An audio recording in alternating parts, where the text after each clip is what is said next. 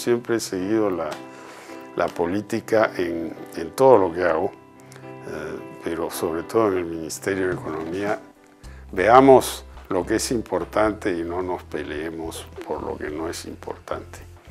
Y a mí me parecía que el aumento a los maestros era un tema importante y que no nos iba a desmantelar las finanzas públicas. O sea, acepté eso, acepté muchas cosas. Y había gente que creía que yo era demasiado mano amplia.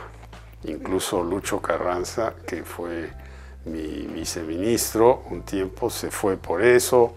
La Patricia Teullet también, ¿no? Pensaba que yo era demasiado generoso, ¿no? Hasta Toledo pensó eso, porque cuando hubo la huelga médica, la Pilar Macetti y yo negociamos con los médicos, las enfermeras, y yo les di lo que ellos, no lo que querían, pero cambié un poco el esquema para que los contratados fueran a planilla, que no fueran pues médicos que están en el aire.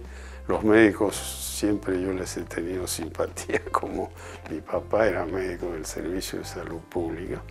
Y mira, al final todo salió bien y no se habló más de la huelga de los médicos. Yo siempre he tratado de ser optimista, sin ser artificial, ingenuo, ¿no? Yo siempre he tratado, como ministro, de dar una impresión favorable, de no cambiar las reglas del juego, ¿no? Pero sí ser favorable. Y se hicieron dos cosas muy importantes al principio del gobierno de Toledo en las cuales yo insistí. Una fue un cambio a la ley de mi vivienda para permitir que las hipotecas fueran uniformes y vendibles, porque como estaban hasta ese momento, los bancos no podían vender las hipotecas, deshacerse de ellas. Entonces no había ningún futuro para el financiamiento de vivienda.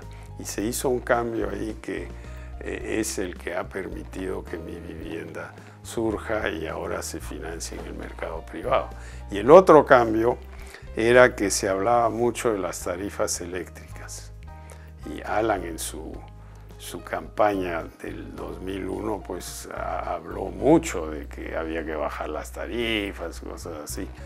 Y ahí lo que hice fue tomar una vieja ley que estaba desde mi época como ministro de Energía y Minas, pero que Fuji había eliminado, del subsidio cruzado.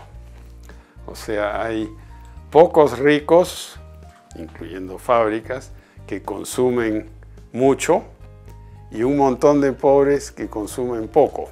Entonces, si tú le quitas algo a los que consumen mucho, poniéndoles un sobrecargo, vas a poder darle un subsidio muy grande a los que están abajo.